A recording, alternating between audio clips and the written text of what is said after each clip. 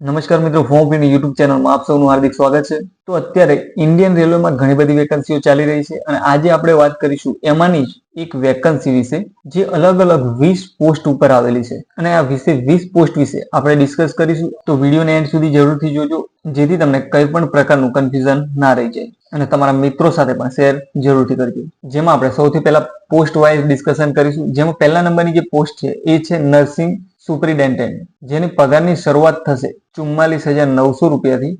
20 થી 43 વર્ષની એજ રહેશે અને જો મિનિમમ એજ્યુકેશનની વાત કરીએ તો 3 વર્ષનું જીએનએમ કરેલું હોવું જોઈએ અથવા તો બીએસસી નર્સિંગ કરેલું હોવું જોઈએ. બાકી તમે ડિટેલ પણ અહીંયા જોઈ શકશો. ત્યારબાદ બીજા નંબરની પોસ્ટ છે કાર્ડિયક ટેકનિશિયન, જેમાં 25,500 રૂપિયાથી પગારની શરૂઆત થશે. 18 થી 36 વર્ષ ઉંમરનો ક્રાઇટેરિયા છે, જેમાં 12 pass plus diploma in cardiology lab investigation course કરેલ હોવો જોઈએ. હવે આ કઈ પોસ્ટ માટે કેટલી જગ્યાઓ છે એ પણ આપણે આના પછી જોઈશું. ત્રીજા નંબરની પોસ્ટ છે ક્લિનિકલ સાયકોલોજી, જેની અંદર 35,400 રૂપિયાથી પગારની શરૂઆત થશે. એજ લિમિટ છે 18 થી 36 વર્ષ અને master degree in clinical psychology અથવા તો સોશિયલ સાયકોલોજી ફ્રોમ રેકોગ્નાઇઝડ યુનિવર્સિટી. તો આમાં માસ્ટર કરેલું હોવું જોઈએ. ત્યારબાદ ચોથા નંબરની પોસ્ટ છે એ છે ઇસીજી ટેકનિશિયન, જેની અંદર 25,500 રૂપિયાથી પગારની શરૂઆત થશે. 18 થી 36 એજ છે. તો આમાં તમે જોઈ શકો છો કે કાર્ડિયોલોજી રિલેટેડ તમે કોર્સ કરેલો હોય તો તમે આમાં એપ્લાય કરી શકશો. પાંચમા નંબરની પોસ્ટ છે ફિલ્ડ વર્કર,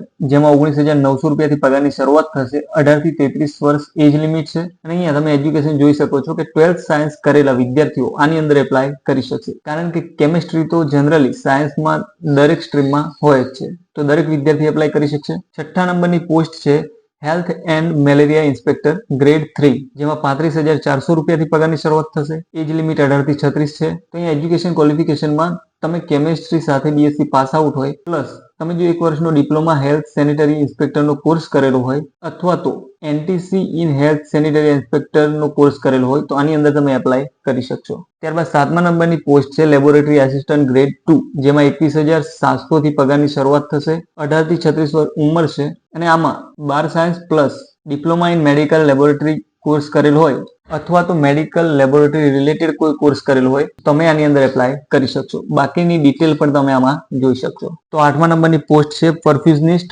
જેની અંદર 35,400 રૂપિયા પગારની શરૂઆત થાય છે. 21 થી 43 એજ લિમિટ છે, જેમાં એજ્યુકેશન ક્વોલિફિકેશન તમે જોઈ શકો છો BSc with diploma in perfusion technology અથવા તો બીએસસી સાથે તમને 3 વર્ષનો એક્સપિરિયન્સ હોય કોઈ કાર્ડિયો હોસ્પિટલમાં તો પણ તમે આમાં એપ્લાય કરી શકશો. નવમા નંબરની પોસ્ટ છે ફિઝિયોથેરાપિસ્ટ ગ્રેડ 2, જેમાં 35,400 રૂપિયાથી પગારની શરૂઆત થશે. 18 થી 36 એજ લિમિટ છે અને આમાં બેચલર ડિગ્રી જો તમારી સાયકોથેરાપીમાં હોય તો તમે એપ્લાય કરી શકશો અને સાથે સાથે તમારે 2 વર્ષનો એક્સપિરિયન્સ હોવો જરૂરી છે કોઈ પણ પ્રાઇવેટ કે ગવર્મેન્ટ હોસ્પિટલમાં. 10મા નંબરની પોસ્ટ છે રેડિયોગ્રાફર એક્સરે ટેકનિશિયન, જેમાં 29,200 થી પગારની શરૂઆત થશે. જેમાં education qualification 12 pass physics and chemistry તથા ડિપ્લોમા ઇન રેડિયોગ્રાફી કે એક્સરે ટેકનિશિયન અથવા તો રેડિયો ડાયગ્નોસિસ ટેકનોલોજી 2 વર્ષનો કોર્સ તમે કરેલો હોય તો તમે આમાં એપ્લાય કરી શકશો. 11મા નંબરની પોસ્ટ છે ફાર્માસિસ્ટ એન્ટ્રી ગ્રેડ, જેમાં 29,200 થી પગારની શરૂઆત થશે. 20 થી 38 એજ લિમિટ છે. Education qualification 12 science pass out હોવા જોઈએ, સાથે સાથે ડિપ્લોમા ઇન ફાર્મસી હોવી જોઈએ અથવા તો તમે બેચલર ડિગ્રી ફાર્મસીમાં કરેલી હોય બી ફાર્મા તો પણ આમાં એપ્લાય કરી શકશો. 12મા નંબરની પોસ્ટ છે ડાયાલિસિસ ટેકનિશિયન, જેમાં 35,400 થી પગારની શરૂઆત થશે. 20 થી 36 એજ લિમિટ છે અને જેની અંદર બીએસસી પ્લસ ડિપ્લોમા ઇન હેમોડાયાલિસિસ કરેલું હોય અથવા તો 2 વર્ષનું તમને એક્સપિરિયન્સ હોય તો પણ તમે આમાં એપ્લાય કરી શકશો. 13મા નંબરની પોસ્ટ છે ઓપ્ટોમેટ્રિસ્ટ, જેની અંદર 25,500 રૂપિયાથી પગારની શરૂઆત થશે. 18 થી 36 એજ લિમિટ છે, જેમાં education qualification BSc in optometry અથવા ડિપ્લોમા ઇન ઓપ્થેલ્મિક ટેકનિશિયનનો જો કોર્સ કરેલ હોય તો તમે આમાં એપ્લાય કરી શકશો. 14મા નંબરની પોસ્ટ છે લેબોરેટરી સુપરિન્ટેન્ડન્ટ, જેની અંદર 35,400 પગારની શરૂઆત થાય છે. 18 થી 36 એજ લિમિટ છે, જેમાં education qualification BSc with biochemistry microbiology life science BSc with chemistry and biology જો મેઇન સબ્જેક્ટ હોય કે ઓપ્શનલ હોય તો પણ તમે આમાં એપ્લાય કરી શકશો અથવા તો તમે બીએસસી ઇન મેડિકલ ટેકનોલોજીમાં કોર્સ કરેલ હોય તો પણ તમે આમાં એપ્લાય કરી શકશો. 15મા નંબરની પોસ્ટ છે ડેન્ટલ હાઇજેનિસ્ટ, જેની અંદર 35,400 થી પગારની શરૂઆત થાય છે.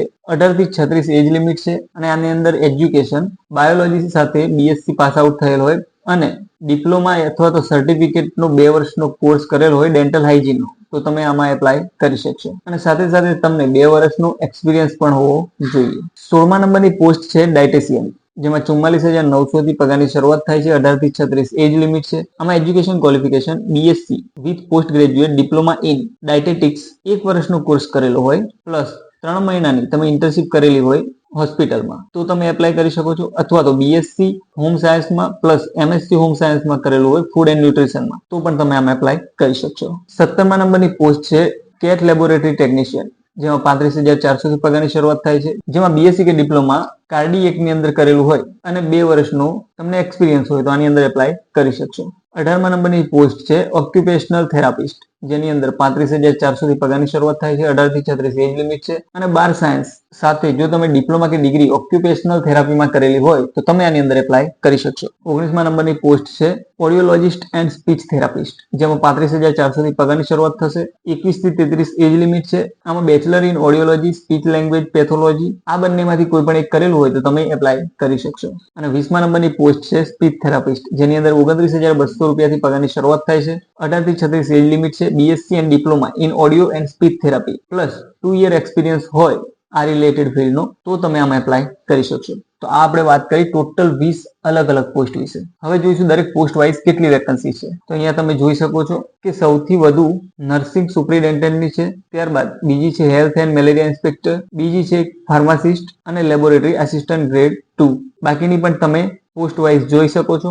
આમ મળીને કુલ 1376 જગ્યાઓ માટે વેકન્સી છે. તો જે પણ વિદ્યાર્થીઓને લાગુ પડતું હોય એ બધાને આ વિડીયો પહેલા શેર કરી દેજો. અને હવે આપણે વાત કરીશું કે એજ લિમિટ. એજ લિમિટ તમે આપણે આગળ જે રીતે વાત કરી એના સિવાય કેટેગરી પ્રમાણે તમને આ પ્રમાણે છૂટછાટ મળશે, જેમાં 18 થી 33 એજ ગ્રુપ જેનું હશે જે પોસ્ટ માટે એની લોઅર એજ લિમિટ આટલી હોવી જોઈએ, એટલે આટલાથી પછી લેટ બર્થ ના હોવું જોઈએ, જેમાં અહીંયા તમે કેટેગરી વાઇઝ જોઈ શકો છો. તો આ દરેક પોસ્ટ પ્રમાણે અલગ અલગ છે. તો આ જે ભરતી છે એમાં કોમ્પ્યુટર બેઝ એક્ઝામિનેશન રહેશે અને જેની અંદર તમે અહીંયા જોઈ શકો છો કે 100 પ્રશ્ન આવશે અને જેની સામે માર્ક્સ 100 રહેશે, જેમાં પ્રોફેશનલ એબિલિટી 70 માર્ક્સનું, એટલે કે તમારી જે ફિલ્ડ છે એ રિલેટેડ પૂછાશે. ત્યારબાદ જનરલ અવેરનેસ 10 માર્ક્સનું રહેશે, general arithmetic, general intelligence and reasoning 10 માર્ક્સનું રહેશે અને જનરલ સાયન્સ પણ 10 માર્ક્સનું રહેશે. આમ મળી 100 માર્ક્સના 100 ક્વેશ્ચન હશે અને જેમાંથી તમારે સ્કોર એચીવ કરવાનું રહેશે. તો આ ભરતી માટે ઓનલાઈન ફોર્મ ભરવાનું છે અને ઓનલાઈન ફોર્મ ભરવાની શરૂઆત થશે 17/8/2024 થી અને 16/9/2024 સુધી આ ફોર્મ